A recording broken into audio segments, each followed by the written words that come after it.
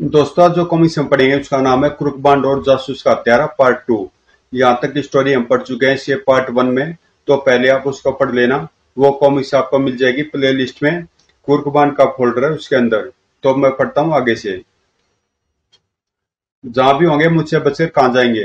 कल तुम्हारे अकाउंट में 50,000 जमा करा दिए जाएंगे। थैंक यू सेठ जी। उधर कुर्कबान और मोटू ने एक अन्य होटल में जाकर डेरा डाल दिया था। अगले दिन मोटू अन्ना सेठिया कुत्ते में सूंघते फिर रहे होंगे। मेकअप का सामान निकालो, हम थोबड़ा बदल बदल कर ही बाहर निकलेंगे।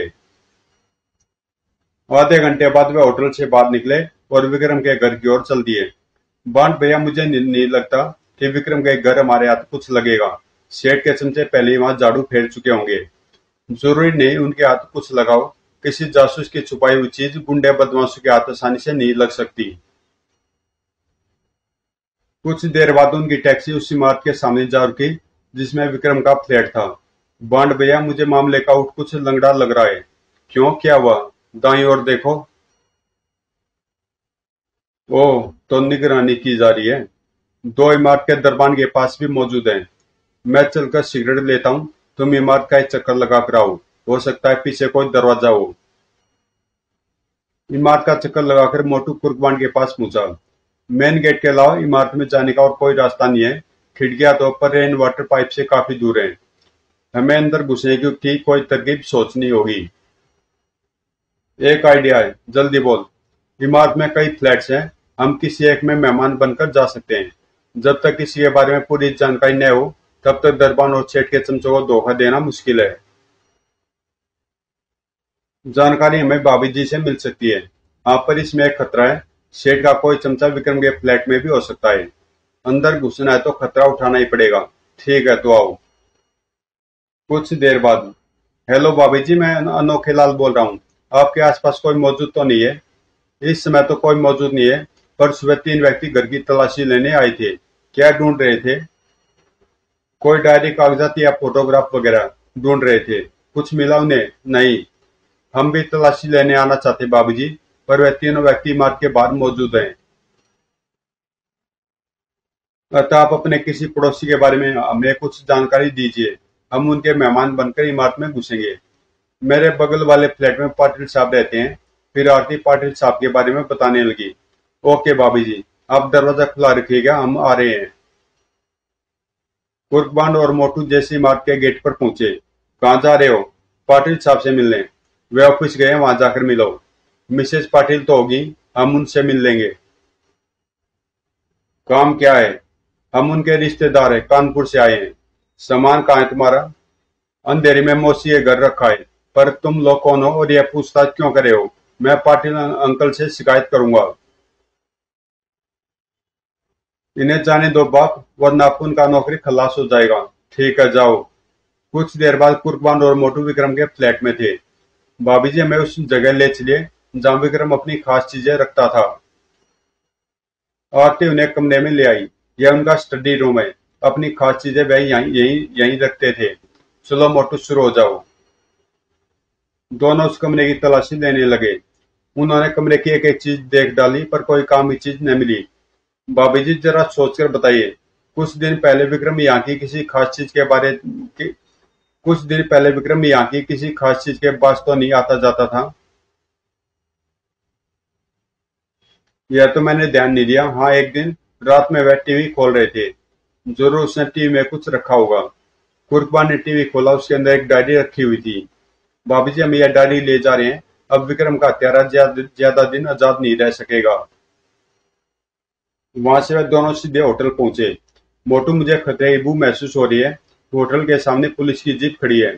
तुम बेकार घबरा रहे हो, किसी मुजरिम को गिरफ्तार करने आई होगी। जबकि हम लोग तो पैदाइशी शरीफ हैं। जैसे वह दोनों होटल के अंदर प्रविष्ट हुए। राघव, तुम यहीं रुको। जैसे कुर्बान और मोटू आएंगे, काउंटरमैन तुम्हें इशारा कर देगा। तुम मुझे फोन कर देना, मैं खुद आकर उन्हें गिरफ्तार करूंगा। Okay sir. यह तो मैं गिरफ्तार करने आए बॉन्ड भैया। अच्छा हुआ मेकअप में है, वरना धर लिए जाते। इससे पहले कि किसी को हम पर शक हो, फूट लो ऐसे। तो लेकिन सामान सामान के चक्कर में पड़े तो अंदर कर दिए जाएंगे। फिर दोनों खामोशी से पलटे और बाहर आ गए। ये एसपी हमें क्यों गिरफ्तार करना चाहता है बॉन्ड भैया? मेरे ख्याल से पुलिस की है मेहरबानी अन्ना सेठ के इशारे पर हो रही है। इसका मतलब है अब हमें अन्ना सेठ के चमचों के अलावा पुलिस से भी बचकर रहना होगा। हाँ, अब हम कहाँ रहेंगे? सामान के साथ रुपया भी होटल में रह गया। जेब में भी ज्यादा नोट नहीं है। भाभी जी, मीना और अजीत को हम खतरे में नहीं डाल सकते। यह कोई खास परेशानी की बात नहीं है। अभी नोट का इंतजाम करता हूँ।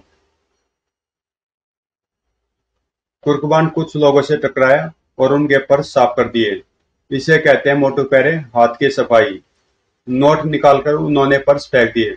अब चलो, चलकर किसी दुकान से सामान खरीद लें और फिर ठहरने का नया ठिकाना ढूंढे। इस बार उन्होंने होटल के बजाय एक गेस्ट हाउस में एक कमरा लिया। तुम कमरे में चलो, मैं एक फोन करके आता हूँ। गेस्ट हाउस से निकलकर कुर्बान ने टेलीफोन बूथ में पूछा। हेलो एसपी साहब, सुना आप मुझे तलाश कर रहे हैं? कौन हो तुम? बंदे को कुर्बान कहते हैं। खैर आप सुनाइए, कितने नोट दिए ना सेठ ने आपको मेरी गिरफ्तारी के लिए? एक बार पकड़ में तो आ जाओ, फिर पता लग जाएगा। इस जन्म में तो आप यह कारनामा अंजाम नहीं दे पाएंगे। हाँ, अगले जन्म का दावा मैं नहीं कर सकता। यहाँ रहकर तुम बच नहीं पाओगे। गेस्ट हाउस पहुंचकर कुर्बान डायरी पढ़ने लगा। मैं प्राइवेट जासूस विक्रम गोखले यह डायरी लिख रहा हूँ। मुझे डायरी लिखने का शौक कभी नहीं रहा। अपने क्लाइंट्स के नाम, पते और केस रिपोर्ट मैं मीना से टाइप करवा कर ऑफिस में रखता हूँ। पर यह केस ऐसा है जिसके कारण मुझे डायरी लिखने पर मजबूर होना पड़ा। मेरे क्लाइंट का नाम अन्ना सेठ है। उसने मुझे सख्त हिदायत दी थी कि यह केस मैं अकेले ही हल करूं और किसी को कुछ न बताऊं। नदी में रहकर मैं मगरमच्छ से बैर नहीं ले सकता था, इसलिए मैंने मीना और अजीत को भी कुछ नहीं बताया और काम शुरू कर दिया। कोई व्यक्ति पिछले 6 महीनों से सेठ को ब्लैकमेल कर रहा था। मुझे उसका पता लगाना था। वह हर हफ्ते सेठ से 10,000 रुपया ले रहा था। एक दिन उसने सेठ से रुपया मंगाया तो मैं उसके पीछे लग गया। वह बहुत चालाक और फुर्तीला था, पर मैं भी सावधानी से उसके पीछे लगा रहा। अंत में मैं उसका घर देखने में सफल हो गया। वह मलाड वेस्ट के एक छोटे से मकान में रहता है, मकान नंबर 102 डी। अगले दिन मैंने उसका पूरा इतिहास जान लिया। उसका नाम राकेश त्यागी था। वह नाथ सेठ का ही ड्राइवर था। 7-8 महीने पहले किसी बात पर गुस्सा हुआ सेठ ने उसे नौकरी से हटा दिया था। ईमानदारी का तकाजा तो यह था कि मुझे उसके बारे में सेठ को बता देना चाहिए था, पर मैंने मुसीबत को दाव दे दी। मैं यह जानने में जुट गया कि त्यागी सेठ को किस बिना पर ब्लैकमेल कर रहा था। एक दिन मौका पाकर मैं रात में त्यागी के घर में घुसा। पूरे घर की तलाशी लेने के बाद मुझे दीवार में बने एक गुप्त खाने से 2 फोटोग्राफ्स मिले, जिन्हें देखकर मेरे छक्के छूट गए। एक फोटो में ना सेठ अपने दामाद अरुण खुराना का गला घोट रहा था और दूसरे में उसे गड्ढे में दफन कर रहा था। जबकि बंबई में यह खबर फैली हुई थी, अरुण 7 महीने से गायब है। फोटोग्राफ्स उसी जगह पर रखकर मैं वापस आ गया और यह पता लगाने में जुट गया कि सेठ ने अपने दामाद की हत्या क्यों की थी। 3 दिन की भागदौड़ के बाद जो जानकारी मेरे हाथ लगी, वह किसी एटम बम से कम न थी। अन्ना सेठ बंबई के मशहूर डॉक्टर निगम के साथ मिलकर शहर में बड़े शानदार तरीके से ड्रग्स का व्यापार चला रहा है। यूं देखने में सेठ और डॉक्टर के बीच कोई संबंध नहीं है।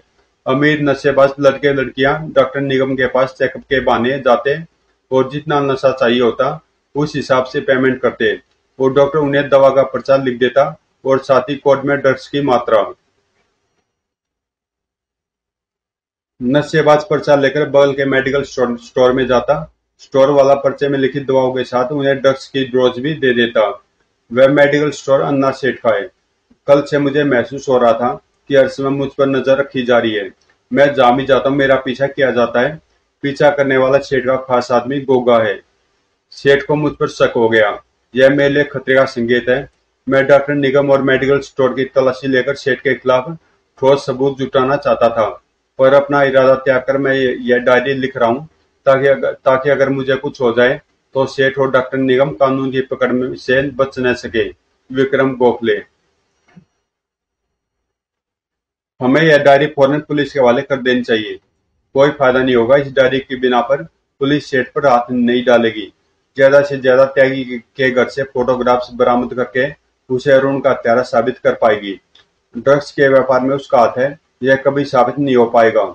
मेडिकल स्टोर में छापा मारकर पुलिस ने ड्रग्स बरामद कर कर भी ली तो सेठ उसका इल्जाम वहां के किसी कर्मचारी पर लगा देगा सबसे बड़ी बात तो यह है कि उस पर विक्रम की हत्या का भी अपराध साबित नहीं हो पाएगा। फिर क्या करना चाहिए? वहीं जो विक्रम नहीं कर सका, यानी ठोस सबूतों की तलाश। उसी रात कुर्कपांत और मोटू डॉक्टर निगम के क्लिनिक में जा घुसे। तलाशी में कोई भी चीज छूटनी नहीं चाहिए मोटू।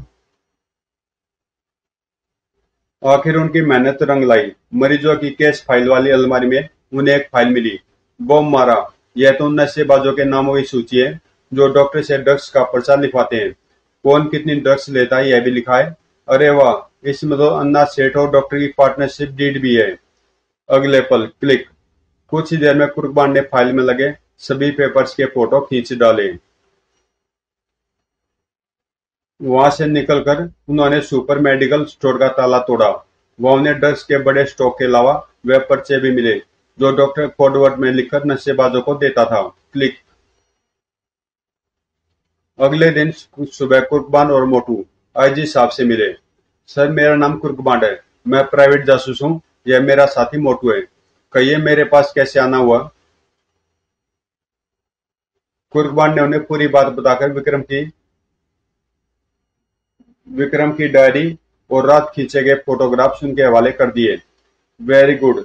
मैं भी अन्ना सेठ और डॉक्टर निगम और राकेश त्यागी को गिरफ्तार करवाता हूँ और खांडेकर को सस्पेंड करता हूँ। ठहरिए सर। इस तरह तो अन्ना सेठ विक्रम की हत्या के इल्जाम से बच जाएगा और यह भी साबित नहीं हो पाएगा कि एसपी खांडेकर उससे मिला हुआ है। फिर क्या करना चाहिए? मेरे पास एक प्लान है सर, उससे दोनों बातें साबित हो जाएंगी। जल्दी बताओ। कुर्बान ने उन्हें अपना प्लान समझाया। अब हम चलते हैं सर। आधे घंटे बाद आप अपना काम शुरू कर दीजिएगा। ठीक है। 1 घंटे बाद। दरवाजा खोलो। खट खट खट। मोटू ने दरवाजा खोल दिया। गिरफ्तार कर लो दोनों को। तभी अन्ना सेठ अपने चमचों के साथ वहां पहुंच गया। अच्छा हुआ सेठ तुम भी आ गए, मुझे तुमसे कुछ जरूरी बातें करनी है। हमें गिरफ्तारी से बचाओ सेठ, वरना सारी दुनिया जान जाएगी कि तुम्हारा दामाद कहाँ गायब हो गया है। वो डॉक्टर निगम के साथ तुम्हारा क्या बिजनेस चल रहा है? सुपर मेडिकल स्टोर की आड़ में तुम क्या बिकवा रहे हो? यह तो बहुत कुछ कुछ जान गया लगता है। खांडेकर तुम जाओ, इसे मैं अपने साथ लिए जा रहा हूँ। कल तुम्हारे अकाउंट में 25,000 और पहुंच जाएंगे। ठीक है सेठ जी। गोगा, इन्हें अड्डे पर ले चलो। Okay boss. कुछ देर बाद कुर्बान और मोटू तय खाने में अन्ना सेठ के सामने बंधे हुए थे। तुम यह जानने के लिए बेचैन थे ना कि विक्रम को किसने मारा? तो सुनो। उसे मेरे कहने पर गोगा ने पानी में डुबा डुबा कर मारा था। वह मेरे बारे में बहुत कुछ जान गया था। वही गलती तुम दोनों भी कर बैठे हो। अब तुम्हें भी उसके पास भेजना पड़ेगा। फिलहाल तो तुम सरकारी कंगन पहनने की तैयारी करो। बकवास बंद करो और मरने की तैयारी कर लो। यह सही कह रहा सेठ, तुम्हारा खेल खत्म हो गया है। अब तुम्हें सरकारी मेहमान बनना ही पड़ेगा। मुझे गिरफ्तार करने का अंजाम जानते हो ना आईजी साहब? अगर तुम मेरे अपराध साबित न कर पाए तो मैं तुम्हारी यह वर्दी उतरवा दूंगा। गिरफ्तार कर लो इसे और छह चमचों को। चिंता मत करो अन्ना सेठ। कुर्कमांड और मोटू ने तुम्हें फांसी पर लटकवाने का पूरा इंतजाम कर दिया है। तुम्हें ब्लैकमेल करने वाले राकेश त्यागी को गिरफ्तार कर लिया गया है। उसके पास से अरुण खुराना की हत्या के फोटोग्राफ्स और नेगेटिव बरामद कर लिए गए हैं। डॉक्टर निगम को भी गिरफ्तार कर लिया गया है। उसके क्लिनिक में से एक फाइल बरामद हुई है जिसमें नशेबाजों के नाम और तुम्हारी डॉक्टर के साथ पार्टनरशिप डीड भी है। तुम्हारे मेडिकल स्टोर और दवाओं की फैक्ट्री पर भी छापा मारा जा चुका है। वहां से करोड़ों रुपए की ड्रग्स भी बरामद हुई है। और विक्रम की हत्या करवाने के बाद तो वह तुम खुद ही कबूल कर चुके हो, जो इस टेप रिकॉर्डर में टेप हो चुकी है। अगर मुझे मालूम होता कि तुम दोनों इतने खतरनाक हो तो जिस दिन तुम दोनों मेरे बंगले में आए थे उसी दिन खत्म करवा देता। चे कोई बात नहीं, अपनी यह शर्त अगले जन्म में पूरी कर लेना मिस्टर अन्ना सेठ। समाप्त। तो दोस्तों ये कॉमिक्स यहीं पे समाप्त होती है। अगर कॉमिक्स आपको पसंद आई तो प्लीज चैनल को सब्सक्राइब कर देना और मिलते हैं किसी अगली कॉमिक्स में।